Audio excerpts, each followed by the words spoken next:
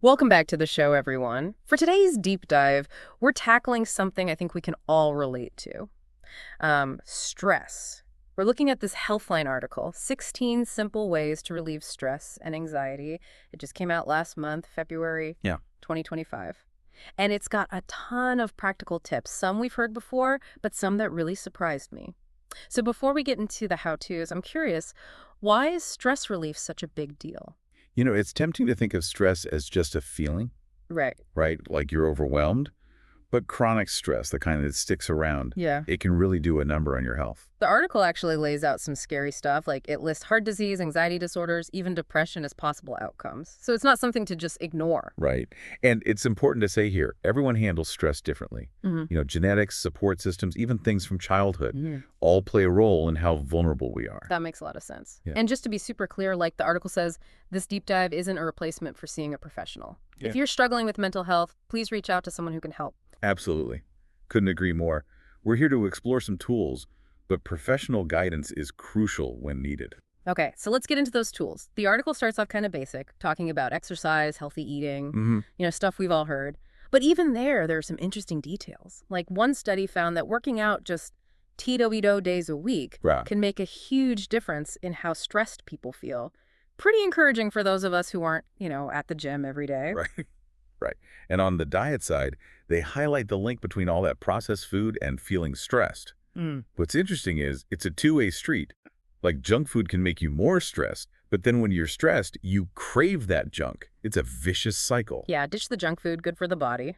Andy the mind checks out. The article also talks about screen time, which guilty as charged. But it's not just the stimulation itself, right? It's how it messes with our sleep, which is key for managing stress. Yeah, lack of sleep makes everything worse. It's like trying to deal with life when you're running on empty. Exactly. All right, let's shift gears a bit and talk self-care. The article makes it clear this isn't being selfish. It's recognizing your needs and taking care of yourself. So you've got the resources to handle whatever life throws at you. It's like recharging your batteries, right? Mm-hmm. So you can handle whatever comes your way. And some of their self-care tips are so simple, but effective. Like they say, light some candles, creates a calming vibe just by appealing to your senses. Or even just stretching before bed can improve your sleep quality. Little things can make a big difference. It's not about these grand gestures. It's more like little rituals that nurture you. Okay, now are you ready for some surprising stress busters? This is where the article really hooked me. I'm all ears. What did they say? Cuddling. It sounds too good to be true, but there's actual science behind it. Apparently, when we cuddle, we release oxytocin, Mm-hmm. the cuddle hormone or the love hormone. That's the way they call it that. Ew. But how does that tie into stress relief? So oxytocin, it actually combats the effects of cortisol, which is our main stress hormone. So that warm, fuzzy feeling from a good cuddle, it's not just in your head, it's actually triggering physical changes that lower your blood pressure, slow your heart rate, basically telling your body it's okay to chill out. Wow, that's fascinating. It really highlights how important human touch and connection is, especially in our digital world, right? We crave that feeling of belonging, that security, and touch can be so powerful for Yeah, that. it makes you think, how much are we missing out on? And here's another unexpected one. Spending time in nature.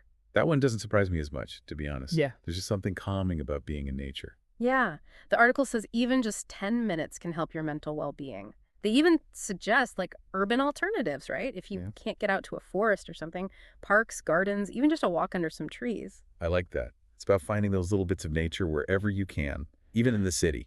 Okay, we've covered a lot already, but the article goes even deeper, talking about things like journaling, mindfulness. I'd love to explore those a bit more with you. Sounds good to me.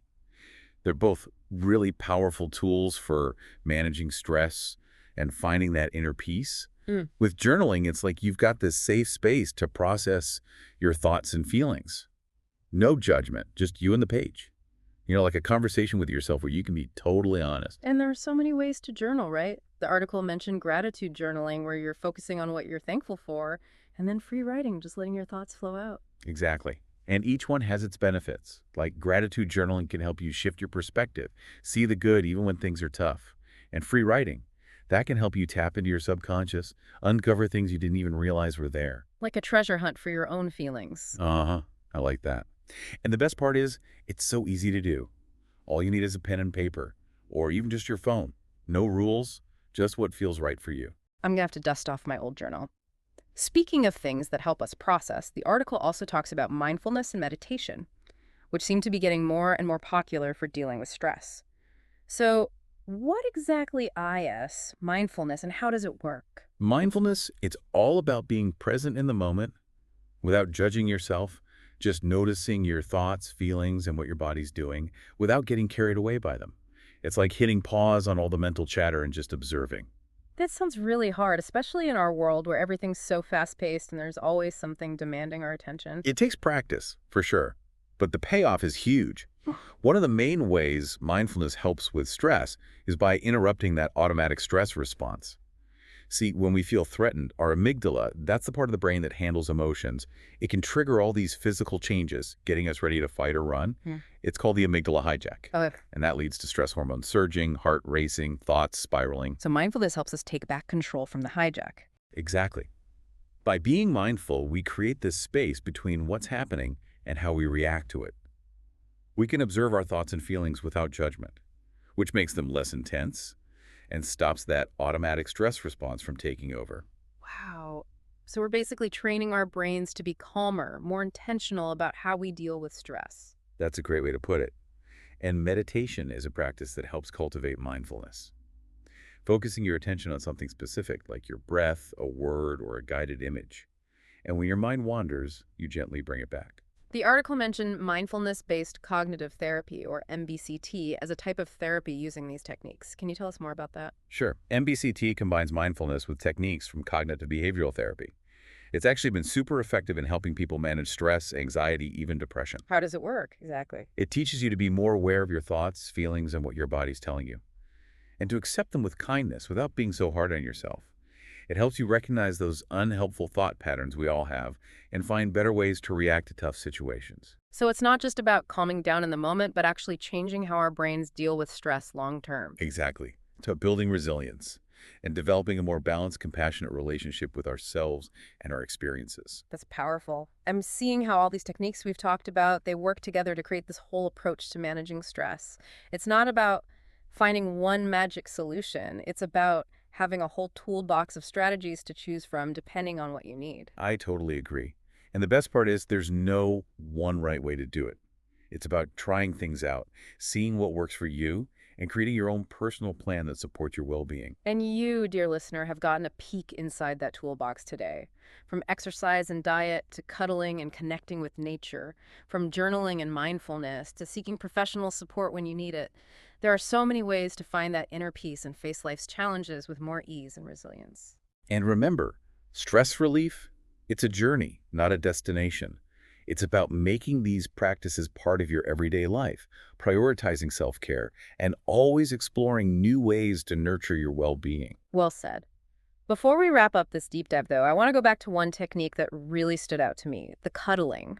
Oh, interesting. Why that one? As someone who loves science, I was blown away by the research on physical touch and how it actually fights stress. It's amazing that something as basic as a hug can have such a big impact on our bodies and minds. It reminds us that we're wired for connection. Touch is a fundamental human need. It's not just about feeling good. It's about regulating our emotions, calming our stress, and feeling safe and connected. And it made me realize how much we might be missing out on in our digital world where we're often so disconnected physically. That's so true. We're always online, but forgetting the power of real, face-to-face interaction and the importance of touch. Exactly. So I want to leave our listeners with this question. Think about someone in your life who could use a hug or just a touch. Maybe a friend who's going through something, a family member who needs some extra love, or even just yourself. I love that. We all need connection, and even small gestures of affection can make a world of difference. And on that note, we want to hear from you, our listeners. What are your go-to stress busters? What works for you, and what have you learned along the way? Share your tips and stories in the comments. We're always learning from our community, expanding our collective toolbox for well-being. Your insights might be just what someone else needs to prioritize their own self-care and find more peace in their life. Thanks for joining us for this deep dive into stress relief. We hope you found it insightful and empowering. And until next time, remember to be kind to yourselves, embrace those stress-busting techniques, and keep exploring new ways to cultivate calm and well-being in your lives. We'll see you next time on the deep dive. It's amazing, right? how a simple hug can make such a difference. And it's not just about the physical touch, it's that feeling of connection, like knowing you're not alone, you've got support. Exactly. It's about that shared humanity, knowing we all go through tough stuff. Sometimes all it takes is a look, someone listening, a hug, to remind you you're part of something bigger. Yeah, and those moments, they can really change your whole outlook, help you deal with the stress. It's like even when things are chaotic, there's still love and support out there. For sure. Which brings us back to what this whole deep dive's about. Taking care of ourselves, finding that inner peace. It's not a luxury, it's essential. You're right. We often put it off, like I'll do that when I have more time or when things calm down, Mm. but there's never a perfect time. Life's always going to be busy, always going to have challenges. Yeah. We have to make self-care a priority, And it doesn't have to be complicated. right? Like a few deep breaths, going outside for some air, listening to music, just finding those little moments of peace during the day. Those little moments add up. They help you recharge, come back to things with fresh energy. Exactly. And self-care is not one size fits all either. What works for me might not work for you. It's about trying things, seeing what feels good for you, what nourishes your mind and body. Absolutely. So as we wrap up our deep dive into stress relief, I want to encourage everyone listening. Take a minute. Think about what you've heard today. What really stuck with you? What are you excited to try to make part of your life? And how can you make self-care a priority, not just today, but every single day? Those are great questions to consider. And remember, you're not alone in this. There are so many people out there trying to live more mindfully, find that balance, and live a life they love.